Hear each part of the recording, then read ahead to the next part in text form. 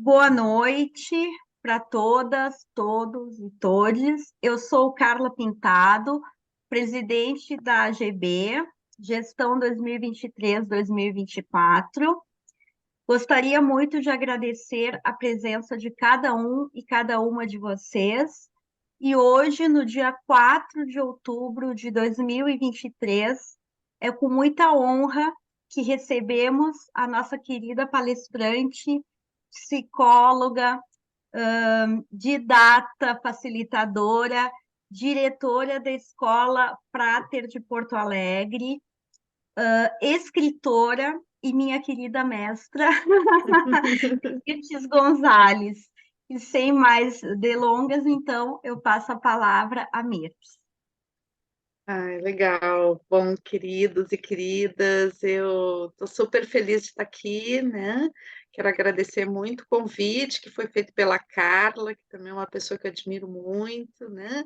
A gente tem, assim, a associação, né, como uma representante aqui da biodança aqui, né, no Rio Grande do Sul, e eu sei o quanto é trabalhoso, né, manter uma associação e tudo, então quero agradecer as gurias, né, a Carla, a Maria Helena, e todas as gestões anteriores também, né, que permitiram a gente chegar a essa, né, então, eh, agradecer profundamente, agradecer o convite, né? Eu gosto de estar aqui, eu gosto de poder compartilhar alguns conhecimentos, né? E então, eh, eu hoje, né, vou falar com vocês a respeito das relações entre que eu considero relações, né, uma reflexão minha, essa palestra de hoje, ela tem a ver com uma reflexão profunda que eu faço, né, dentro das coincidências e das influências de Jung na teoria de Toro, né? E é fruto assim de uma investigação que não abrange somente essa questão, um recorte de um estudo mais profundo, né? Que tem a ver com a questão de como se trabalhar os arquétipos em biodança, né? Então, uh, digamos, essa teoria que a gente vai ver hoje, ou essa reflexão, na realidade, ela tem a ver com esse recorte de algo maior, né? Que é todo um trabalho que eu faço sobre os arquétipos e como se trabalhar os arquétipos dentro da biodança, né? Porque o que eu acredito, assim, é que uh, dentro da biodança, né, a gente fala de arquétipos, mas eu acredito que a maioria das pessoas não sabe muito bem o que é um arquétipo, né? E, e como arquétipo é algo que vem do inconsciente coletivo, né? O que acontece é que a gente, como facilitador de biodança, acaba trabalhando os arquétipos num nível muito intuitivo, né? E dá muito certo dessa forma também. A gente, na realidade, não precisa conhecer profundamente os arquétipos para trabalhar com eles dentro das nossas sessões de biodança, porque a gente consegue ter acesso num nível intuitivo. Agora, quando a gente tem mais consciência a respeito do significado dos arquétipos e da potência, né, que é uma potência muito potente, né, a dos arquétipos, então a gente consegue trabalhar com uma maestria muito maior, né? Então, é possível trabalhar sem um conhecimento muito aprofundado? É, e dá para se trabalhar super bem toda uma vida sem pensar muito nisso. Agora, se a gente pensa e aprofunda e começa a dominar o que está acontecendo por trás da estrutura arquetípica quando a gente está trabalhando biodança, nossa, a gente consegue potencializar o trabalho de uma forma imensa, tá? Então, e daí, então, isso é um estudo maior que eu faço, e daí, claro, para a gente trabalhar em arquétipos, falar de arquétipos, a gente vai falar de inconsciente coletivo, e a gente vai falar da teoria de Jung, né? Então, isso significa que Rolando Toro bebeu na teoria junguiana, né? Então, eu vou começar aqui, já estou começando a entrar no tema da apresentação. Eu só vou fechar um pouquinho o áudio, porque já faz uns dias que eu estou com uma tosse, tá? Então, só um pouquinho.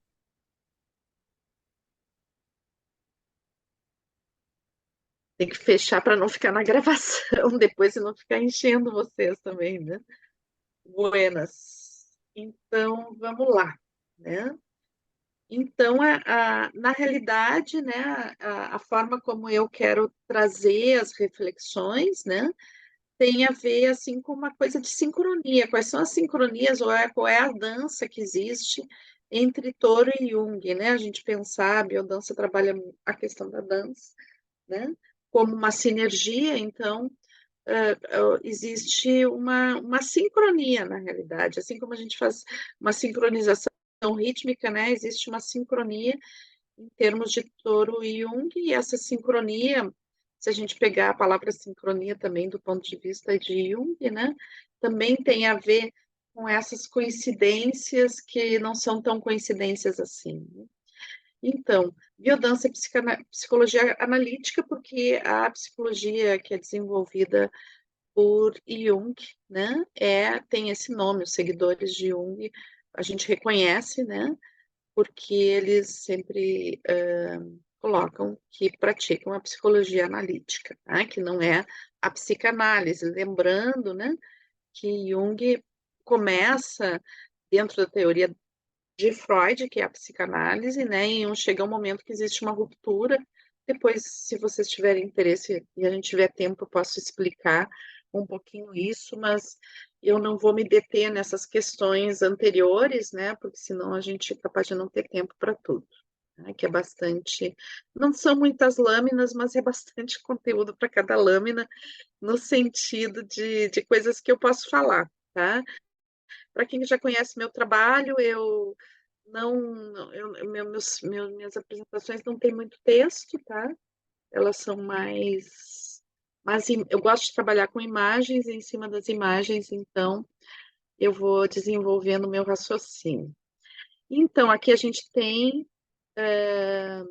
Jung e Touro, né? E então Jung é um homem que nasceu no século XIX, né? E vai desenvolver a sua teoria aí no século XX, aí pelos anos 30, 40, e depois ele vem a falecer nos anos 60, né? Então, e o Rolando Toro, ele nasce em 1924, né? Então, isso significa que o que a gente vai falar hoje tem a ver com a influência de Jung em Touro, e não ao contrário, tá? Então, é como eu acredito que Jung nunca tenha ouvido falar de biodança ou de Rolando Toro, acredito, pode ser que não, mas acredito porque ele falece, se eu não me engano, em 61, 1961, então o Rolando estava começando a pensar que ele ia criar a biodança nesse período, né? Estava começando a contatar lá no Chile com as questões da psicodança, né? Então, eu acredito que então Jung não tenha tido notícias, né, a respeito de Touro, mas Jung sempre comentava, ele sempre dizia que ele sentia que em algum momento a teoria dele iria para a corporeidade, né? Então que existia todo um âmbito que era corporal, que era pouco pesquisado, né? E que existiria um tempo, algum autor, algum seguidor dele que iria se debruçar sobre isso, né? E a gente pode, se a gente tomar a teoria de touros do ponto de vista arquetípico, a gente pode certamente dizer que ele concretizou isso, tá? Então, acho que a biodança, se ela for olhada assim, detidamente dentro do ponto de vista da psicologia analítica, ela vai dialogar profundamente com a psicologia analítica. Ela tem um diálogo que ainda tem que ser desenvolvido, né? Então, o que eu pretendo, assim, com os meus estudos, que estão já há muitos anos, né, é poder estabelecer esse diálogo. Eu sempre coloco assim, que eu, humildemente, eu busco ser intermediária nesse diálogo entre Jung e Toro, né, que é um diálogo fora do tempo, na realidade, né? Porque eles já não estão mais aqui para poder fazer esse diálogo, mas eu imagino ele, né? E então procuro estabelecer através da minha experiência como facilitadora, né? Já tenho aí fazer 42 anos de biodança, então acho que isso me ajuda, né, a entender bem a biodança para poder fazer esse diálogo. Bom, então, muitas vezes a gente olha o trabalho de Rolando Toro, e assim, ele, com a sua genialidade, né, a gente às vezes tende a achar que é como se ele tivesse recebido toda a teoria dele, assim, por um processo de iluminação total, e que então, de repente, ele surgiu com a teoria de biodança. Bom, eu conheci o Rolando pessoalmente, convivi com ele, né? Deixa eu ver, tá todo enrolado meu microfone aqui, vocês estão me ouvindo direitinho? Tá um nó aqui, eu digo, meu Deus do céu. Bom, então, eu conheci ele pessoalmente, convivi com ele, posso dizer que eu acho que tive uma amizade com ele, né? Ele tinha uma confiança em mim. Algumas vezes a gente também discutiu e brigou, né? Então acho que eu tive uma relação bastante profunda com ele, né? Claro que ele estava sempre cercado por muitas pessoas, né? Então ela era uma relação muito junto com outras pessoas também. Eu cheguei quando ele estava morando na Itália, eu cheguei a parar na casa dele por uns dias e tudo, fui recebida por ele, né? Então, e claro, ele sempre tinha uma relação muito de filha comigo, né? Então, é uma coisa carinhosa que eu guardo, assim, na minha memória, né? E, mas, então, vendo toda essa evolução e a forma como a gente lida com a figura do Rolando e a própria teoria de biodança, né? A gente muitas vezes tem essa tendência a achar que ele se iluminou um momento e veio a teoria. Mas sim, eu acho que ele teve uma grande intuição, tá? Isso é inegável, ele teve uma intuição e ele passou toda a vida explicando essa intuição, tá? Isso eu tenho absoluta certeza. Ele passou toda a vida, o modelo teórico de biodança é uma tentativa profunda de explicar essa primeira intuição, né? E ele vai passar toda a vida, né? Que é essa coisa da vivência, o que que é a vivência e qual é o potencial de aprendizado e de desabrochar do ser humano a partir do vivencial, tá? Então, isso eu acho que é uma grande intuição de Rolando e é uma visão teórica dentro da teoria de Rolando, é super importante, a vivência, tá? A gente vai ver alguns autores, o próprio Jung, falar da experiência, né? Experience, que é em inglês a tradução talvez mais próxima de vivência, né? Mas a forma como o Rolando vai valorizar a vivência, né? E colocá-la como um elemento central, eu acho que não foi feito afora da teoria de biodança com tanta potência. Então, eu considero que se, daí é que eu entro aí como eu for fazendo o diálogo entre os dois, né? Como se eles estivessem vivos, né? Então, eu acredito que essa seria uma contribuição importante de Toro para Jung, tá? A vivência.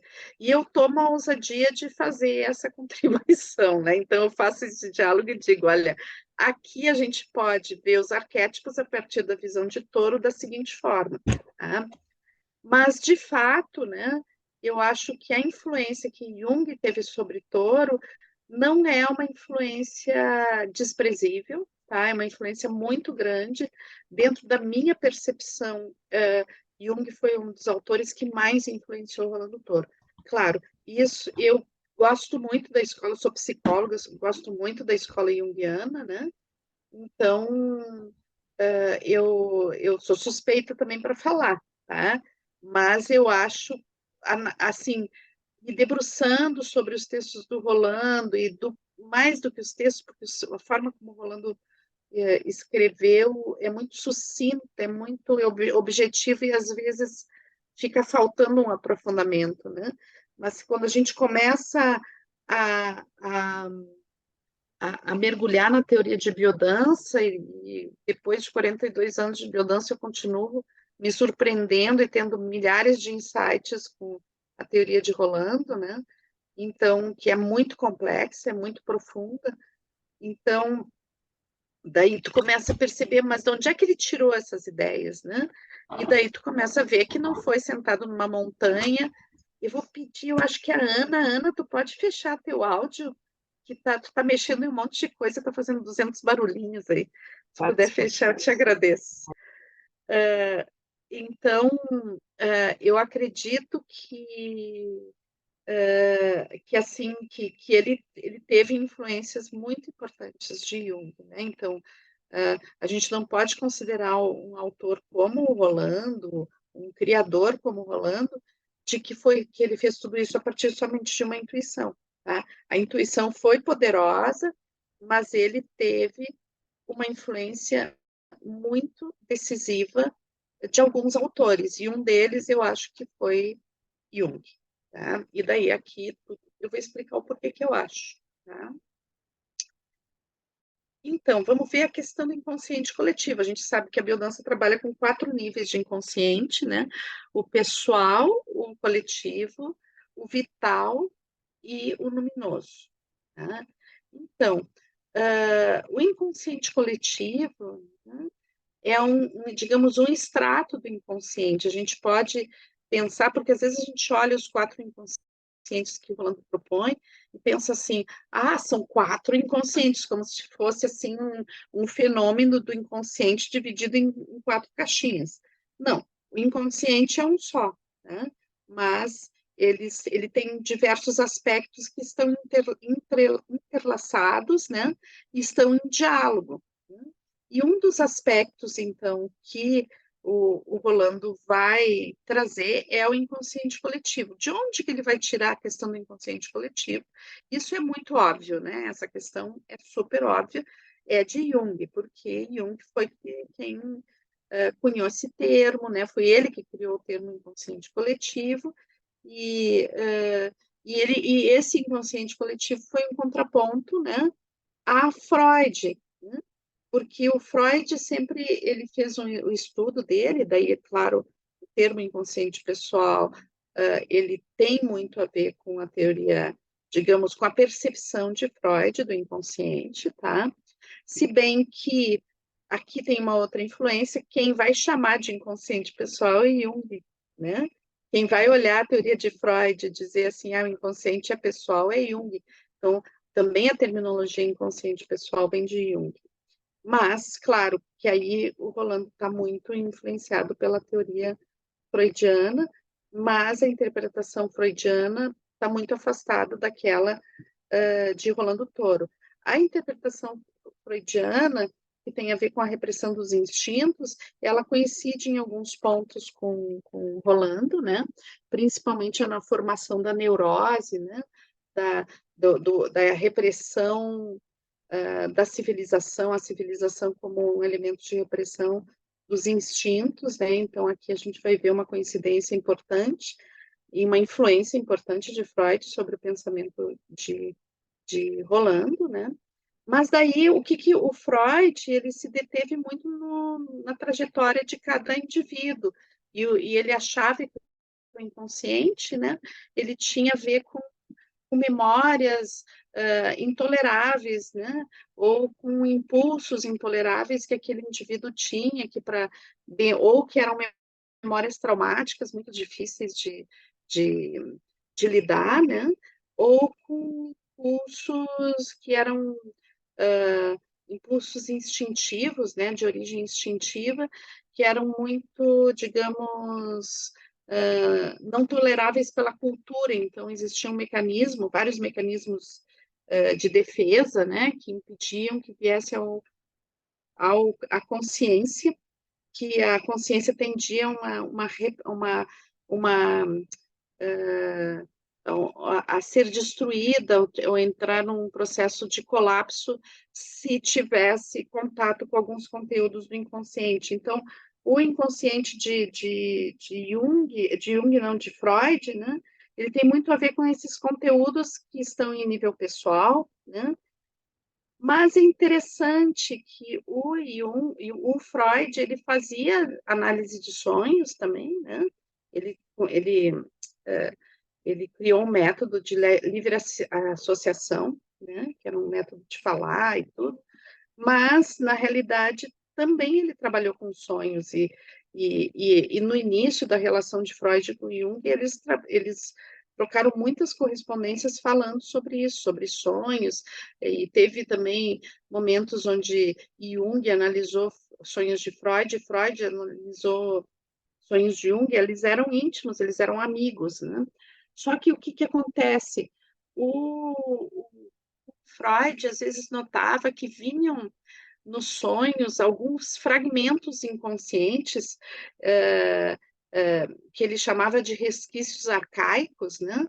Que ele percebia assim, não, isso aqui não é da pessoa, isso aqui é como alguma coisa que é como um órgão, por exemplo, na evolução da vida, um órgão a gente não, determinado órgão a gente não usa mais, e daí ele vai virando uma coisinha pequenininha, mas ali está presente que existiu aquele órgão. Então, que no inconsciente também existem marcas evolutivas, mas que isso são coisas que não têm muita importância, né? Então, que eram uh, resíduos arcaicos, mas que não tinha nenhuma importância. Né? E daí, uma das coisas que vai ter uma ruptura grande entre Freud e Jung, né, e um distanciamento, é justamente que o que era desprezível para Freud era super importante para Jung, né?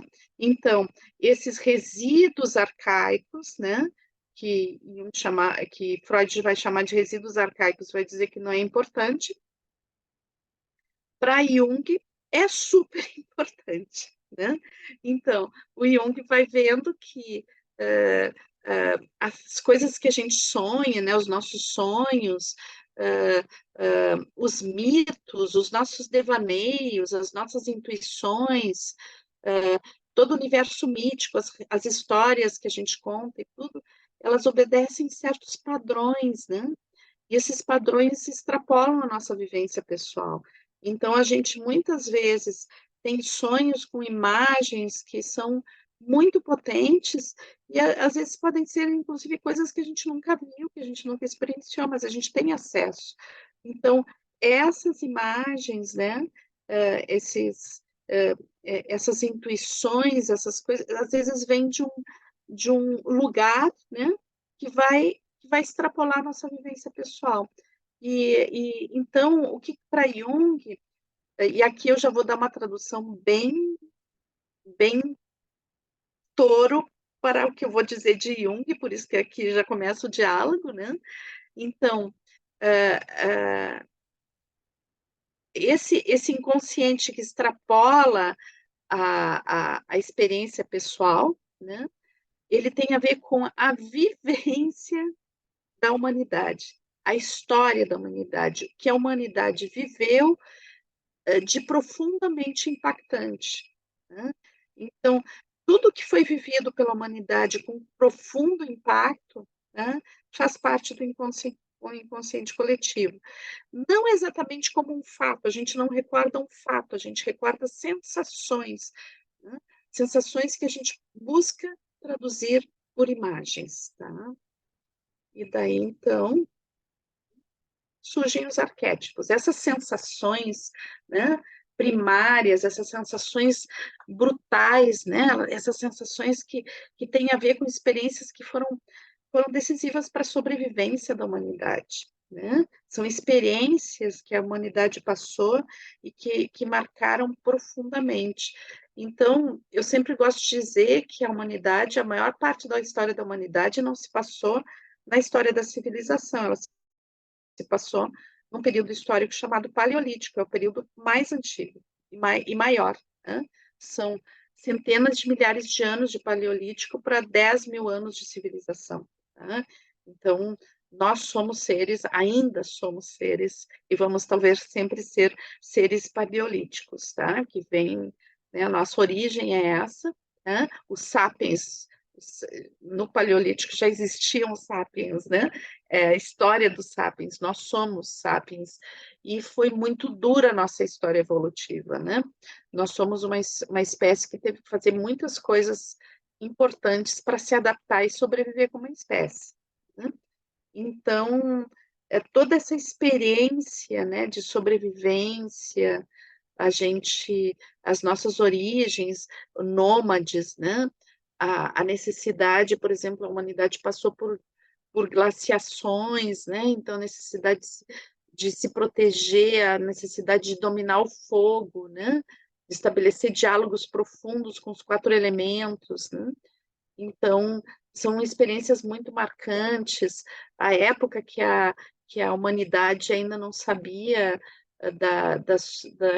de como, né, o ser humano nascia um ser humano, a origem, né, do, de um bebezinho, né? Então, toda a mística que se cria com a maternidade e com o feminino, né? A observação dos ciclos, dos solares e da lua, e a relação que vai se estabelecendo com o feminino dentro da questão desses ciclos, né?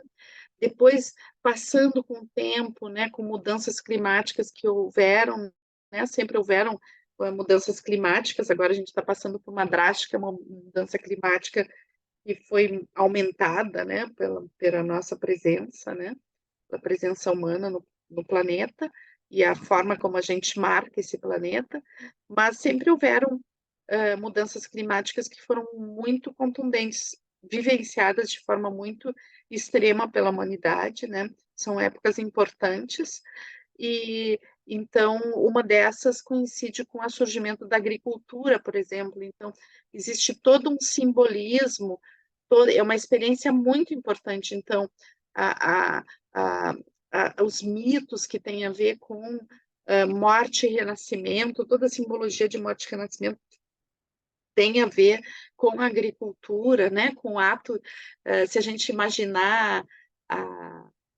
que o quão mágico, né? A explicação que poderia se dar para que se enterra uma semente e nasce uma planta, né? Então, que tem a ver que a semente morre para nascer a planta, né? Então, todas os mitos que têm a ver com morte e renascimento, muito relacionados ao surgimento da agricultura, a evolução desses mitos, tudo isso, né, são experiências muito marcantes, né? E que vão criando um universo simbólico que transcende a experiência pessoal, né? E ela vem não esse universo que é simbólico, na realidade ele é pré-simbólico, né? Porque ele vem como sensações, ele vem como algo bruto que é uma experiência inexplicável, né? A qual a gente tem acesso às vezes, tá? Ao longo da nossa vida. Quando a gente tem a experiência de acesso essas sensações, a esses sentimentos, que vem como algo de um conhecimento inexplicável, né? Então, a gente geralmente entra em estado alterado de consciência. Né? Então, por isso que a biodança é uma metodologia que trabalha com coisas que raramente outras metodologias vão trabalhar dentro da nossa cultura, obviamente, né? Bom, então, né?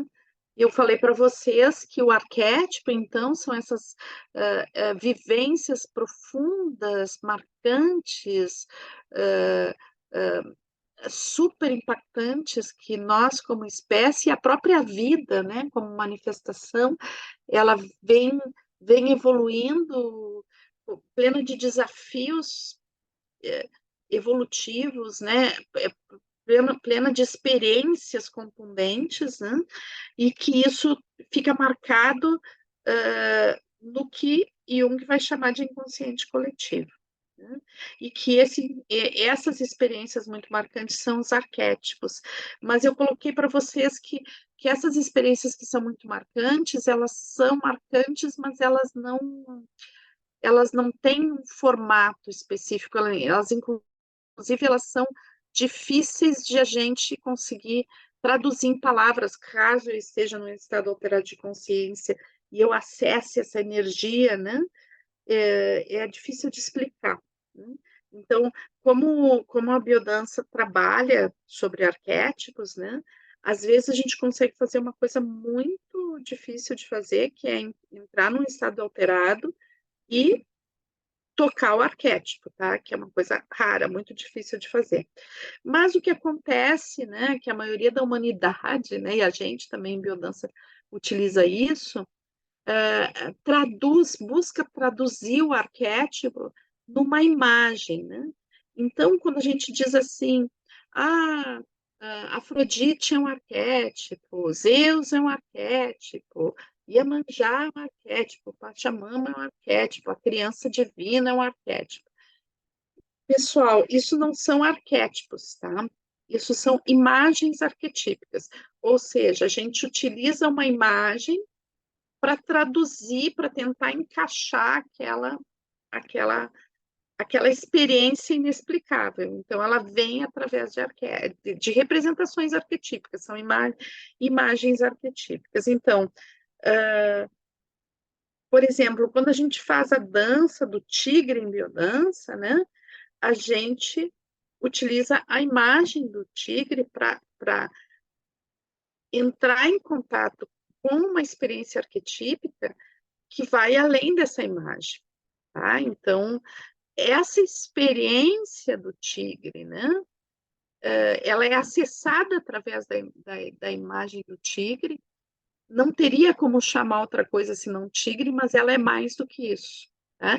Esse mais do que isso é aquilo que nos faz, depois de fazer a dança do tigre, ir para a nossa vida e nos sentirmos mais fortes, mais potentes.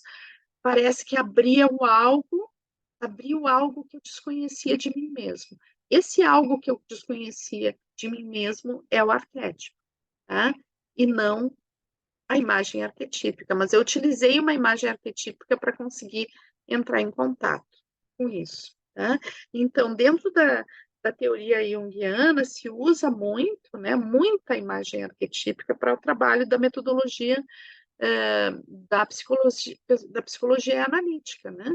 Então, a, a gente tem imagens arquetípicas fantásticas todos os dias sonhando. Às vezes tem uns que se lembram, outros que não, mas a gente sonha todos os dias, né? E, então essas imagens, elas dentro da psicologia analítica, elas são interpretadas, né? Elas são estudadas, interpretadas com a participação óbvia, né, da pessoa que tá em análise, né? Ela é uma participante atuante na compreensão daquela imagem que traduz um universo arquetípico e tem uma conotação simbólica, né? Então, e nisso é muito interessante porque se a gente olhar a teoria freudiana, a psicanálise tradicional, né? Então tem uma visão bastante negativa do inconsciente. A visão de Freud, né? Aquela bem tradicional, tem a ver com o inconsciente como algo ameaçador e que eu tenho que reforçar mecanismos de defesa, né? Para que eu não enlouqueça, porque o conteúdo inconsciente é enlouquecedor, ele causa rupturas, ele ameaça a estrutura de relação com a realidade, que é o ego. Tá?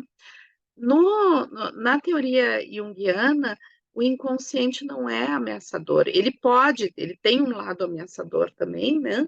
Mas todo o processo de que o Jung vai chamar de processo de individuação, né? Ele é um processo de ir compreendendo esses elementos simbólicos, né? Entrando nesse mundo arquetípico, e daí o que, que acontece? Quando eu entro nessa sabedoria, porque na realidade o arquétipo e os conteúdos do inconsciente coletivo, eles são a sabedoria da humanidade, né? Então, quando eu começo a me relacionar com isso de uma forma positiva, sem entrar num sentimento de ameaça, mas sim entrando num sentimento de experiência, de vivência daquilo que são os conteúdos ali de compreensão, de acolhimento e carinho com aquilo que vem sendo manifestado. O inconsciente de Jung é o arquétipo do velho sábio, né? Ele é um grande conselheiro. Então, ou seja, quando a gente tem acesso ao mundo inconsciente, a gente tem acesso a uma sabedoria muito maravilhosa, né? O que acontece com biodança é que esse acesso, né, dentro da psicologia analítica, esse acesso se dá a partir da imagem, tá? Da imagem arquetípica. O que a gente faz, né? A biodança, ela trabalha através da motricidade.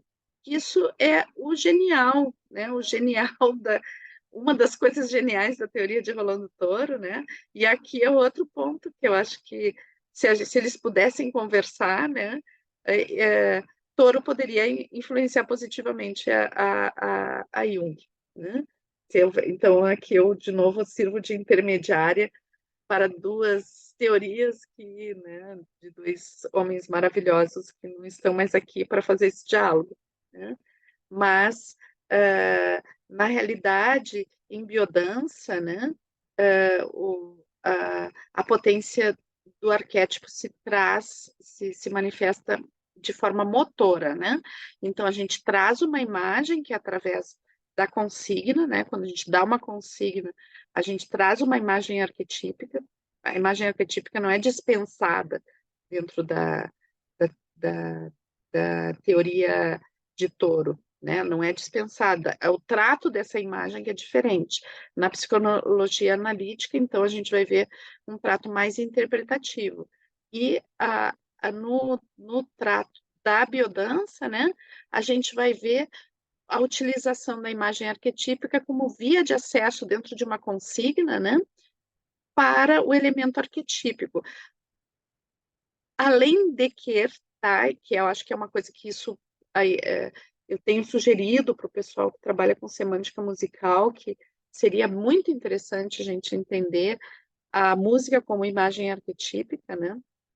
Por enquanto eu não fui muito bem compreendida nesse sentido, ninguém resolveu fazer um estudo sobre isso, né? Quando eu dou formação nesse sentido, eu falo um pouco sobre isso, mostro algumas músicas, né? Não tenho condição de fazer isso agora, porque levaria muito tempo, mas a música, junto com a consigna, ela vai compor a imagem arquetípica. E isso nos remete com muita potência, através do movimento, né, a expressão motora do arquétipo.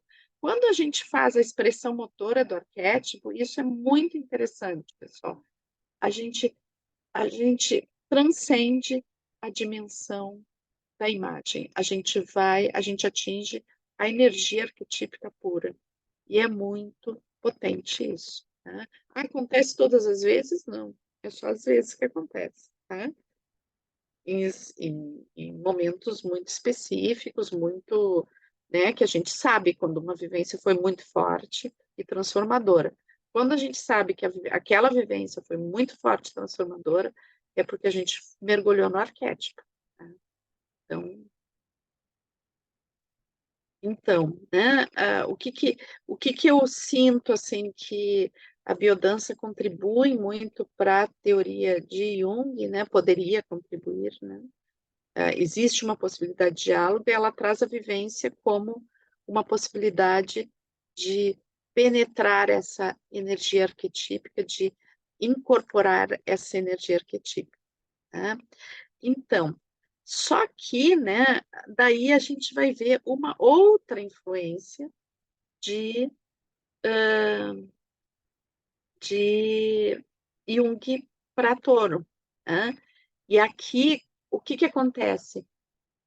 A questão do inconsciente luminoso, né, é uma questão que foi pouco tratada por Rolando. Por quê? Porque ele, em 2008, traz a questão do inconsciente luminoso, né?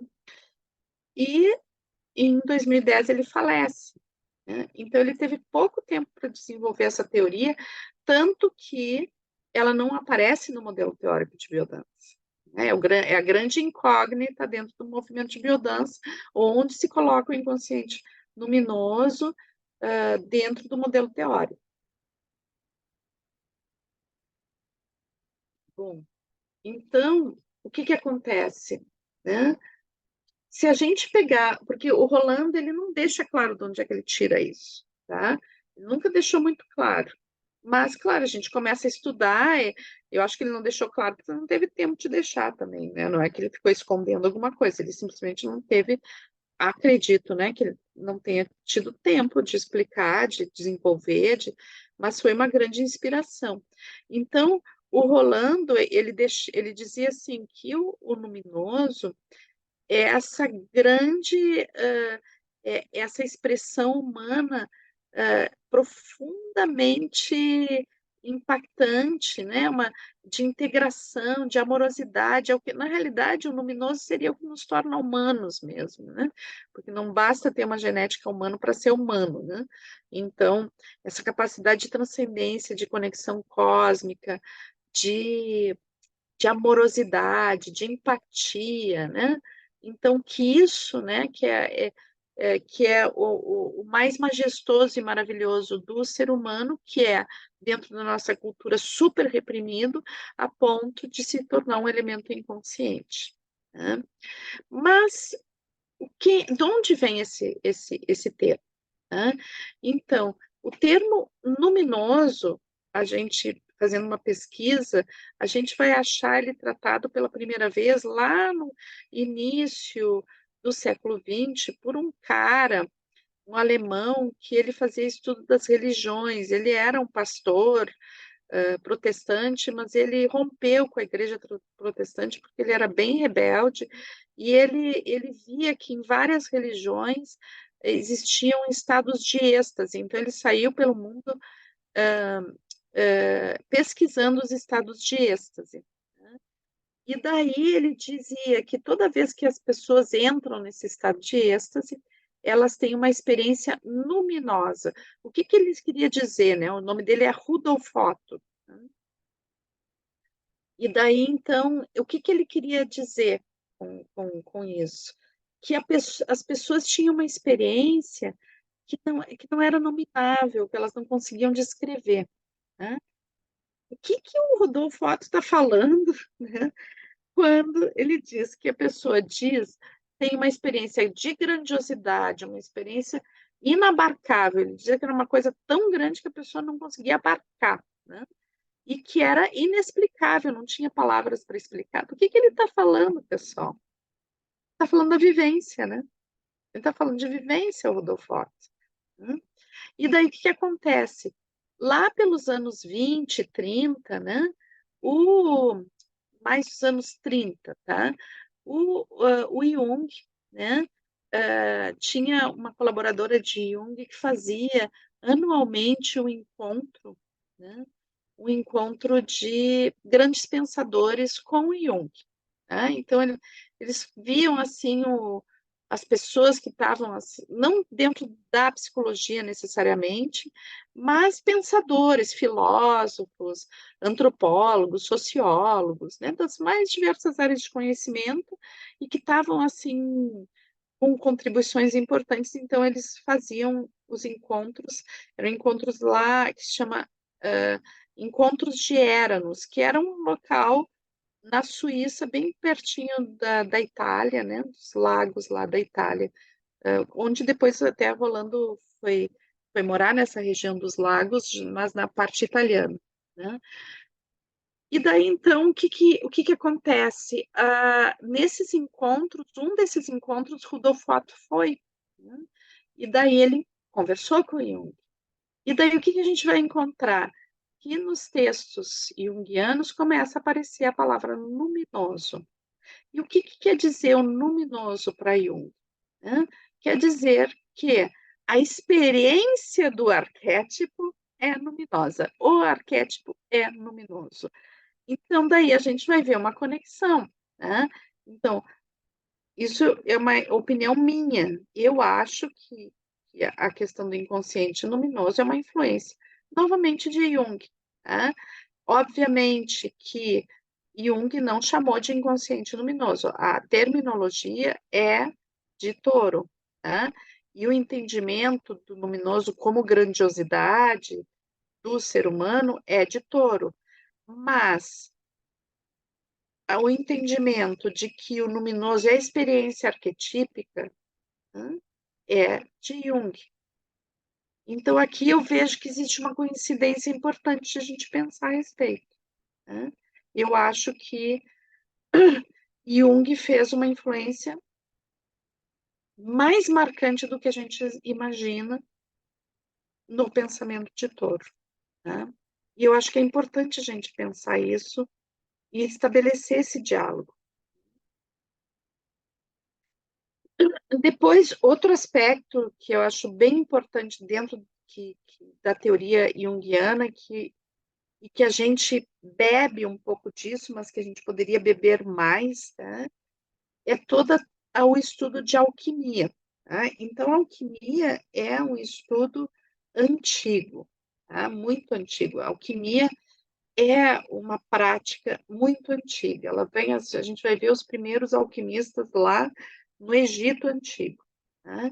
Mas ela se estabeleceu depois também numa parte do Oriente e depois toda a Idade Média, né? A gente vai ver muitos alquimistas na Europa, né? E daí tem muitos textos alquímicos. O que aconteceu? Num determinado momento, o Jung descobriu esses textos antigos quando Jung descobriu esses textos antigos, eles não valiam nada no mercado, eram vendidos assim, nem vendidos, quase doados, né? E daí Jung começa a estudar os textos alquímicos, porque o que era o texto alquímico? Ele era visto assim como uma bobagem, né? Uma coisa de gente maluca que queria transformar chumbo em ouro, né? Daí Jung começa a estudar esses textos e diz assim, não, isso aqui é pura metáfora, né? Isso aqui é uma experiência importantíssima que passa por representações arquetípicas super fortes, né? E daí a grande metáfora da alquimia é que a gente vem para o mundo como chumbo, né? Ou uma substância que ele já chama de prima matéria, e que essa substância, né, que somos nós, vai sofrer uma série de transformações na relação que faz com o ambiente, né? E daí, à medida que a gente vai sofrendo um monte de interações com o ambiente, vai se revelando o ouro, né?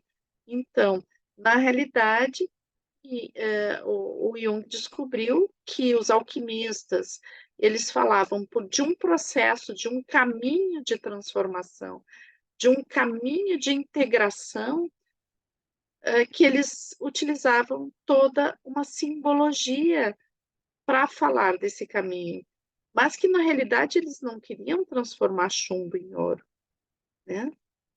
O que eles transformavam é o chumbo interno em ouro interno. Então, que o processo alquímico que ele tem, que assim, são muitos passos, né, da alquimia, eles, a gente pode fazer um paralelo disso que Jung descobriu com a questão alquímica da própria biodança. A biodança é um processo alquímico, né? E todas as danças fazem parte desse processo alquímico. Rolando deixa isso evidente quando ele cria um processo chamado a alquimia dos 4 elementos. Tá? Então, aqui a gente vê evidente a influência. Tá? Mas o que acontece? Os 4 elementos é uma parte importante, mas não é a única parte da alquimia. Né? Então, eu chamo a atenção disso porque se a gente, como facilitador de biodança, pudesse estudar mais profundamente a própria alquimia, a gente veria que a gente pode traduzir todo o processo alquímico através de danças também. Tá? Então, fazer correlações importantes entre o modelo teórico de biodança e os processos alquímicos. Então, também é outra coisa que é um capítulo imenso, tá? Se vocês quiserem estudar um pouquinho sobre isso, lá no meu canal YouTube eu tenho 2 playlists, tá? De estudo de junguianos sobre alquimia, tá? e uma playlist chama Alquimia, que está baseada num livro de James Hillman, que é a Psicologia Alquímica, e outra playlist é Simbologia Alquímica, que é baseada num livro do Edward Edinger, que se chama a Anatomia da Psique, né? Então, eu fiz um estudo desses dois livros, fiz capítulo por capítulo todos os vídeos e fiz a relação de cada passo alquímico com a biodança. Então, se vocês tiverem interesse, tá? É uma coisa super longa, não dá para explicar, mas eu trouxe aqui para mencionar porque é um capítulo importante. A alquimia é alguma coisa muito importante dentro da psicologia analítica, tá?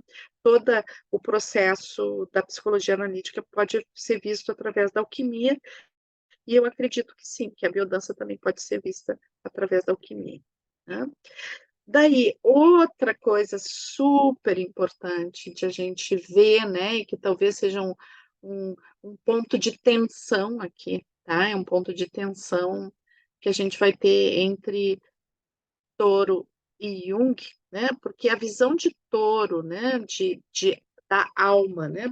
A palavra alma dentro da teoria junguiana é super importante, tá? Porque o processo de individuação é um processo de contato profundo com a alma, né? Só que a gente precisa entender o que Jung quer dizer com alma, né? E então, para todas em geral, não é só a biodança, mas para as práticas que têm a ver com corporeidade, né? E o entendimento mais haitiano da corporeidade, a gente tende, né, a fazer uma crítica muito forte à questão da alma, né? Porque a gente vê a alma como uma dissociação do corpo, né? Então a visão, e realmente existe uma visão, né, que vem muito das religiões e dessa negação do corpo que algumas religiões fazem, né?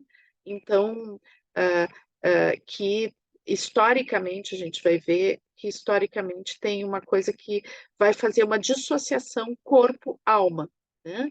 E essa dissociação corpo-alma sempre vai falar que o corpo é uma caixinha, é uma coisa perecível, é uma coisa sem valor que encobre, que contém algo que é eterno e super valioso que se chama alma, né? Então, inclusive, a gente acha, né, que vai morrer, né, tem toda uma, uma, ah, ah, uma tradução, né, dessa questão da alma, como a gente vai morrer, esse corpo perecível horroroso vai acabar, né, e daí isso vai liberar a nossa alma, né. Então, daí tem teorias que vão falar de reencarnação, tem teorias que vão falar né, do juízo final, etc, etc, né. Então, na realidade, se a gente pensar, né, na teoria de Jung, a gente vai ver a alma como uma experiência, tá? Então, a alma é um mergulho dentro de si. É a experiência do mergulho dentro de si, é a experiência do labirinto interno. Quando a gente traz o mito do Minotauro, a gente está falando de alma, pessoal. A entrada dentro do labirinto é a entrada dentro da alma.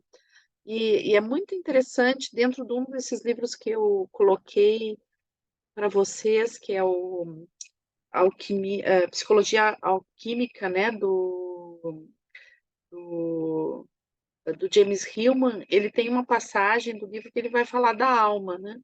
E ele diz que hoje em dia, né, então tem toda uma coisa espiritual, né? E que a alma perdeu, perdeu seu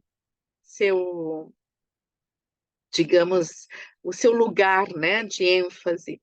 E daí ele diz sim, porque a alma, né, a alma sofre muito, a alma chora, a alma é cheia de contradições, né? E, E o espírito é algo elevado, é algo que transcende a, a nossa, a nossa experiência pessoal para ser algo de uma experiência de sabedoria coletiva, universal, né? Então, a alma é uma grande viagem para dentro, né? O espírito é uma grande viagem para fora, uma viagem cósmica, de integração cósmica, mas a alma é a nossa grande viagem interna, né? É a viagem por nossas entranhas emocionais, né? É por nossos conflitos, é a nossa viagem para, para o nosso lodaçal, para aquelas coisas que a gente não tem resolvida, né? Para aquele labirinto onde a gente não enxerga muito bem, essa é a alma, né? Então, eu acho que a gente poderia, né, dentro da teoria de biodança, dar uma revisada nessa questão, tá? Porque eu acho que a gente perde muito de não pensar essas coisas dessa forma, de assumir a visão dissociativa e não aceitar, né? Sim, é certo que a gente não pode aceitar uma dissociação nesse nível, né? Mas a gente também não pode, não precisa negar a experiência da alma para não aceitar a dissociação, né? Então, eu acho que a gente está negando uma experiência, eu acho que é importante a gente rever isso, tá? Bom, é um ponto aqui difícil, né? Difícil até de falar, mas eu acho que é importante a gente olhar para isso, né? Então, quando a gente está falando da alma, a gente está falando do nosso labirinto existencial. E Rolando Toro vai falar muito do labirinto existencial, né? Porque ele vai usar toda a simbologia do labirinto, né? Para falar de uma viagem interna. Que viagem interna é essa? É a alma de Jung. Então, é bem importante a gente olhar um pouquinho para isso. Agora, a terminologia alma, né? A gente diz, não, não, a gente não pode falar disso em biodança, não pode usar o termo alma, né? Mas se vocês, eu já, eu já consegui pegar alguns textos e falas de Rolando, onde ele fala de alma, né? Então, é tão, a alma enquanto experiência é tão introjetada em nós que nós facilitadores muitas vezes falamos de alma como algo que escapa, né, o nosso controle semântico, né? Então, como esses escapes de controle semântico eles se tornam frequentes, eu acho que a gente deveria olhar, né, para isso, por que que a gente costuma usar, o que que a gente está, ao que a gente está referindo quando a gente fala que aquela vivência está cheia de alma, né? Ou que é uma poesia para a alma aquela vivência. O que que a gente está tentando falar, né? Eu estou usando termos que eu vejo às vezes as pessoas colocarem, né, nas suas publicações, nos seus relatos de experiência, o próprio Rolando citando, né? Então, eu acho que a gente não está falando da alma que vai escapar do corpo quando a gente morrer. A gente não é isso que a gente está falando, a gente está falando de uma experiência, né? De uma vivência importante, né? Uma experiência, uma vivência específica, né? Então, a alma enquanto vivência. Tá? Assim como a gente pode falar de espírito enquanto vivência também. Quando lá sei, os povos ancestrais vão falar do grande espírito, né? Eu acho que eles não estão falando de um Deus sentado num trono no céu, né? Eles estão falando de uma vivência, né? Então, acho que a gente teria que repensar um pouco isso. E daí, assim, quando a gente vai falar, né, de princípio biocêntrico, eu gostaria de trazer, assim, uma visão, eu dos autores junguianos, o que eu tenho, assim, eu gosto de muitos deles, né, mas tem um que eu tenho, assim, uma especial admiração, que é o James Hillman, né, quem segue bastante meu trabalho sabe que eu gosto muito da teoria do Hillman. E daí o Hillman ele vai falar muito, o termo anima mundi, né, não é de Hillman, é de Jung, mas a gente vai vai, digamos, ele vai dar muita ênfase à questão da Anima Mundi, né? Porque para James Hillman ele diz assim que tudo tem alma, né? E Anima Mundi quer dizer justamente a alma do mundo. Então, o que o James Hillman diz, né? O que está acontecendo com a nossa civilização é que a gente está perdendo a alma, né? A gente está perdendo a conexão com a profundidade das coisas, na realidade, né? Então, James Hillman diz que tudo que nos cerca, a roupa que a gente veste, ou esse computador que a gente está usando aqui para conversar, tudo isso tem alma, tudo isso sente, tudo é vivo, né? E, e daí eu acho que isso, né, essa questão, o conceito de Anima Mundi, ele está falando do princípio biocêntrico, né? Então existe uma outra conexão aqui forte, né? Quando a gente fala de que de que o mundo ele está cheio de alma, né? Cheio de algo que se expressa e que é cheio de contradições e que quer viver profundamente, quer respirar, né? Então, eu acho que coincide com o pensamento de não é exatamente a mesma coisa, o princípio biocêntrico e Anima Mundi, né? Mas a gente pode dizer que o princípio biocêntrico está cheio de alma, né? Então, eu acho que existem coincidências aqui importantes. E eu acho que é isso que eu tinha para falar para vocês. Deixa eu interromper aqui. E eu fico à disposição de vocês para conversar, né? Eu fiz uma exposição bem rápida de algo que cada um daquelas imagens ali, dos itens que eu falei, pode se abrir para um dia inteiro de conversa, né? Mas eu fiz rapidamente, assim, uma breve passagem em algumas reflexões que eu faço. É isso. Então, fico aberta se vocês quiserem comentar algo, fazer alguma pergunta. Então, em primeiro lugar, eu queria mais uma vez agradecer a presença da Mirtes, e sempre, né, eu tive o prazer de fazer escola, né, na Frater, me formar facilitadora, e ter várias e várias e muitas maratonas com a Mirtes, sempre é uma nova experiência maravilhosa, né, então, muito obrigada, né, e quem quiser pode levantar a mãozinha, ou então, se não souberem, podem abrir o microfone, né? Falar o seu nome e fazer diretamente a pergunta ou o comentário. Então, está aberto o momento de pergunta. Roseli, pode abrir. Roseli, Boa noite, obrigada pelo convite, por essa oportunidade.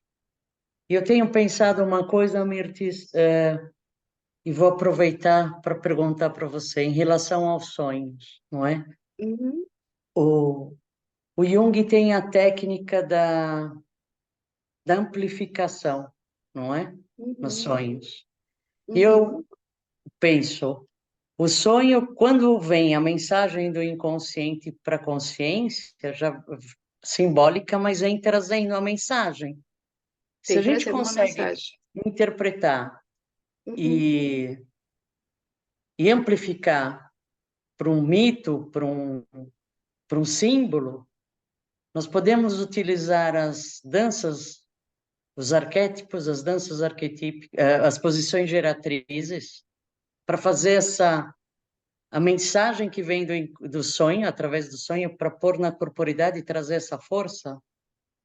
No... olha, eu tenho um trabalho que é sobre sonhos, tá?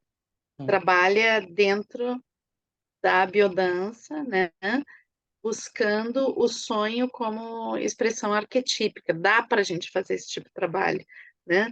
Eu não tenho assim uma clareza exata de dizer, olha, essa metodologia, são coisas que eu vou criando aos poucos de um jeito ou de outro, eu estou sempre inventando formas, né, de conseguir fazer conciliar também na vivência, né? Mas, claro que é possível fazer. A questão única que é como fazer isso, já que a experiência do sonho é uma experiência individual, né? Tu tem um sonho teu, né? Que ela pode ser amplificada para a questão do coletivo, mas aquele sonho foi tu que teve, então eu posso transformar isso em vivência? Posso, mas em que contexto eu posso colocar isso, tá? Num nível de que sirva para todos, tá? Eu acho que essas as questões que eu vou pesquisando aos pouquinhos, né? Então, a gente teve alguns momentos onde eu trabalhei toda a questão do universo onírico, que a gente trabalhou com imagens e coisas. Então, eu tenho trabalhado mais isso, assim, imagens que são comuns aparecer em sonhos, então, daí a gente vai lá e traduz isso em danças, né? Mas trabalhar especificamente, não sei, essa noite eu sonhei com uma árvore, papapá, será que eu vou fazer a dança da semente para todo mundo? Será que isso vai ser significativo, né? Então, em que sentido isso pode ser vivenciado? Outra pesquisa que eu tenho feito, né, em termos das danças de fluidez, né? Porque eu acho que as danças de fluidez, elas têm um potencial de trabalhar o inconsciente muito forte, tá? No inconsciente coletivo, né? Trazer para uma experiência pessoal e trabalhar as imagens internas, né? Então, tem um exercício que o Rolando criou que ele usava mais como brincadeira, tá? Mas que eu tenho usado com outro sentido, com músicas muito potentes, né? Como eu falei para vocês, a música ela tem uma conotação arquetípica, então assim, saber escolher a música muito específica é importante, que são então a fluidez com imagens, tá? Existem modificações da vivência de fluidez com imagens que podem levar a experiências muito potentes de contato com as imagens do inconsciente. Eu tenho trabalhado, já criei alguns exercícios que são baseados na estrutura de Rolando, né? Porque ele já os utilizava esse exercício, mas eu mudei as músicas, mudei as sequências de como fazer isso, como chegar, como sair disso, e onde que a gente vai trabalhar, tá? Uma das coisas assim que eu vejo que às vezes a gente lida de uma forma um pouco preconceituosa dentro de biodança com algumas coisas, tá? Então, existe um preconceito com a questão da imaginação. Hum? Ah, a gente não pode trabalhar com imaginação em biodança, porque a imaginação é fazer de conta. Isso é uma Asneira. equivocadíssima, é muito equivocada essa interpretação sobre o que seja imaginação. Tá? A imaginação é trazer essas imagens, as imagens do inconsciente. Tá? Então, o que é diferente de fantasiar, tá? Uma coisa que é imaginar e outra é fantasiar. Sim, eu não posso trazer com fantasia, fazer fantasia de coisas, tá? Como para trabalhar essas questões. Mas sim, a imagem que vem nas vivências, ela é super potente e a gente tem que aprender a usar melhor isso, né? Eu acredito dessa forma, trabalho dessa forma, validando as imagens que vêm durante as vivências. Tá Não bem, sei se eu obrigado. viajei, se foi demais aí que eu começo a falar, não paro, né? Mas acho que é isso. Tá bem, obrigado. Pessoal, Feliciano Flores. Oi, querida, tudo bem? Que bom te Oi.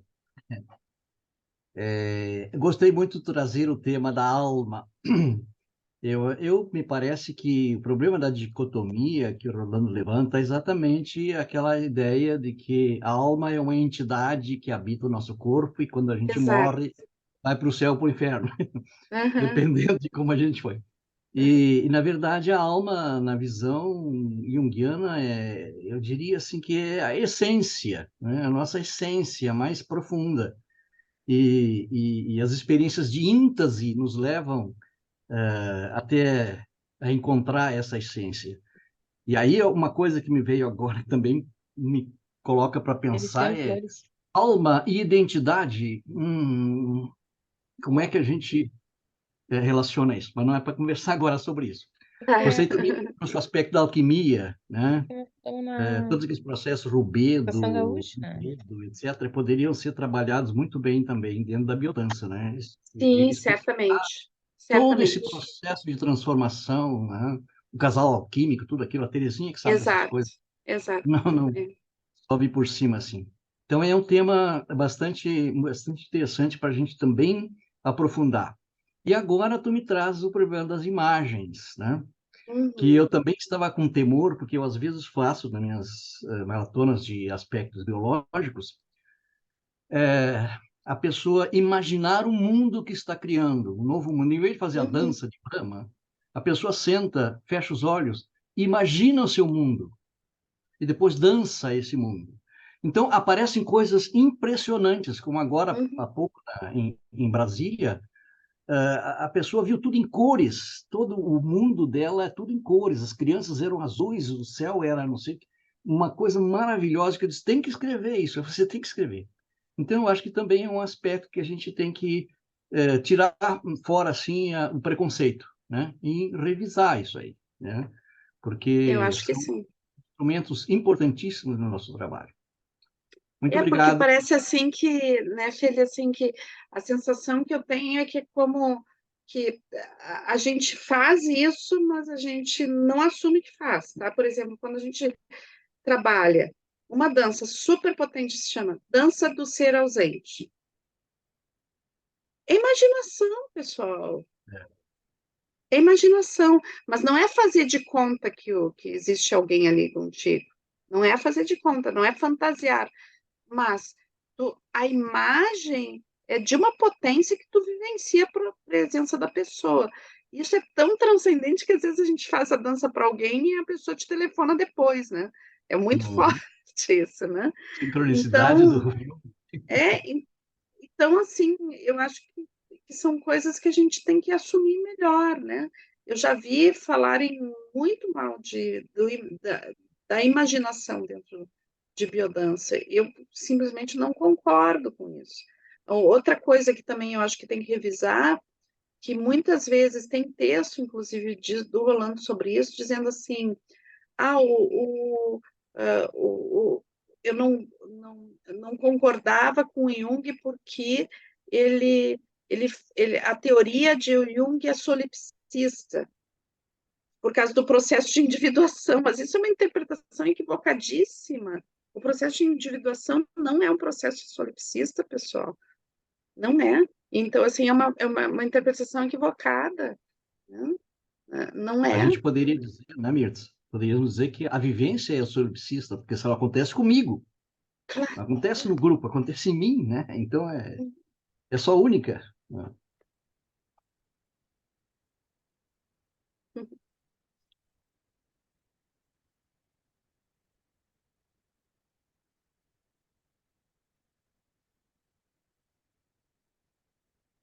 Mais alguém quer perguntar alguma coisa?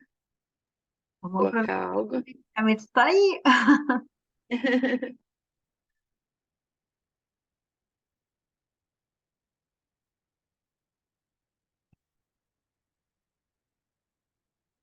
Então tá, pessoal. Maria de Lourdes tinha colocado umas perguntas no chat, agora eu acho que ela ia perguntar. Maria, oi? Oi. Tu tinha colocado algumas perguntas no chat? Assim, as coisas iam passando, à medida que a gente ia falando, as coisas iam passando assim na minha cabeça, e eu ia anotando para não esquecer. Ah, tá. Eu solto umas Tudo coisas. bem, Maria de Lourdes? Como é que tu tá, querida? Tudo bem.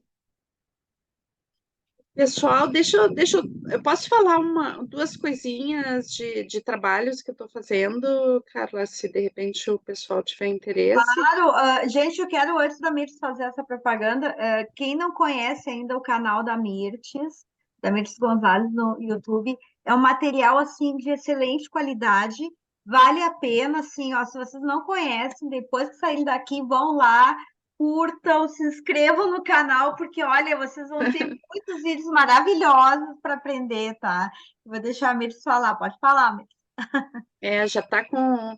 Eu tenho mais de 700 vídeos no canal, tá? A maioria deles é de teoria de biodança ou de relações com autores, né? A maioria deles junguianos, mas também tem algumas ousadias que eu faço dentro da biologia, de outros teóricos que eu vou experimentando dar minhas interpretações para o que eu estou vendo, né? E fazer reflexões em cima de alguns outros teóricos. Então, deixo o convite lá, sempre vocês. Todo o material que eu trabalho, eu vou colocando, inclusive, alguns materiais da escola também, que tem a ver com a formação, né? Podem ser coisas complementares para quem está fazendo a formação e quer estudar mais especificamente algumas coisas, tem materiais lá também, né? Mas eu queria deixar o convite para vocês, né? Que tem um texto na revista Pensamento Biocêntrico, da penúltima edição. Essa última edição também tem um texto meu, que é uma revisão sobre a questão do feminino, tá? Mas no pensamento biocêntrico tem o anterior, que é um texto chamado As Chaves Arquetípicas da Biodança, tá? Esse texto é um texto que ele dá apoio a um curso, e esse curso eu vou estar dando agora durante o feriadão agora de outubro, que vai do dia 12 até, né, da quinta, sexta, sábado, domingo, e vai ser um curso chamado As Chaves Arquetípicas da Biodança, tá? E que vai ser aqui em Porto Alegre. Então, se alguém que tem que ser facilitador ou aluno de formação, tá? Quiser fazer, tá? Então, daí a gente vai aprofundar isso tudo que eu falei e muito mais outras coisas e vai meter a mão na massa em termos de trabalho, né? Trabalho sobre os arquétipos mesmo, as danças, músicas, estruturas de aula, etc. Então, tem um aspecto metodológico também e um aprofundamento teórico bem importante. Aqui eu trouxe uma coisa muito superficial, né? Mas daí a gente vai mergulhar mais profundamente, entendendo o que é o arquétipo, e como ele vai se manifestando, e como isso vai se manifestando também em termos de vivência, né, e motricidade. Então, eu sei que tem umas pessoas aqui que estão inscritas, mas deixa o convite, se mais alguém quiser fazer, vai ser um prazer receber vocês, tá bom? E daí o texto, esse, se vocês quiserem, depois eu posso deixar o link no chat, né? Se vocês quiserem. Mas está esse texto está na edição 32 do Pensamento Biocêntrico. Se alguém quiser já dar uma olhadinha aí, está na edição 32. É isso. Mais alguém, pessoal? Última chance de hoje. Querem fazer mais alguma pergunta? Este é o momento.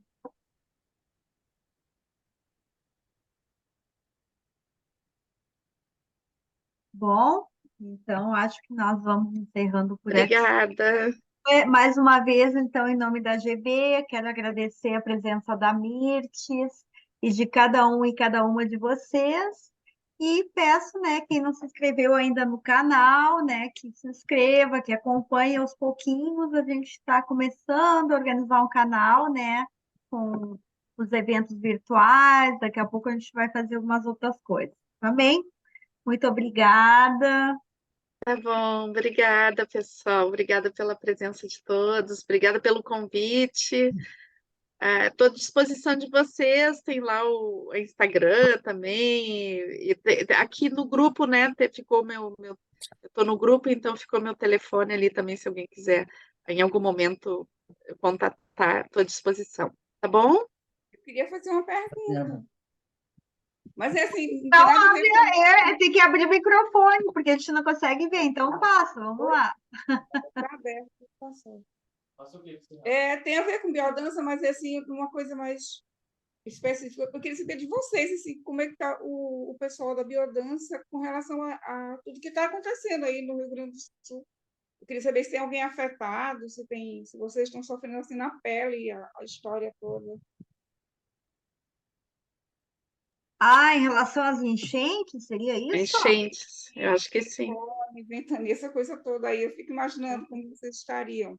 Isso, várias pessoas tiveram as famílias atingidas, algumas pessoas não estão participando dos eventos, porque foi familiares ou a própria casa, ou família, a gente está assim. Mas tem muita também mobilização, né, de auxílio, enfim, a gente está sofrendo um pouco, sim. Tá certo, tá bom. Era só para ter em tempo real, assim, a história toda, porque a gente vê muita coisa em jornal, mas é com 2, 3 dias, assim, às vezes com horas de delay, né? Tá bom, gente. Fazer um trabalho com o livro do Aion. Eu tentei ler já 2 vezes, é tão difícil.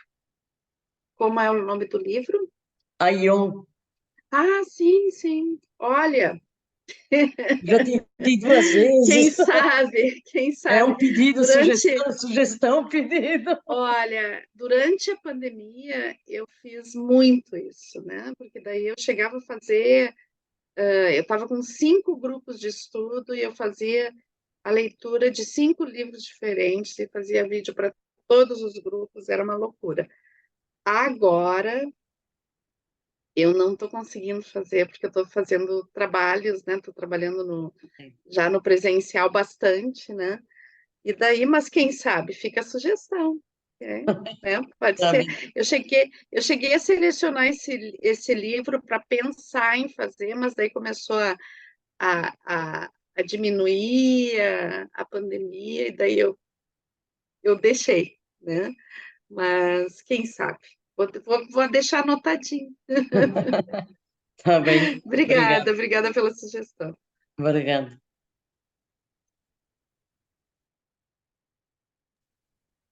Abre o microfone, tá? Vamos encerrando por aqui, então, se ninguém tiver mais nenhuma pergunta, e agradecemos mais uma vez.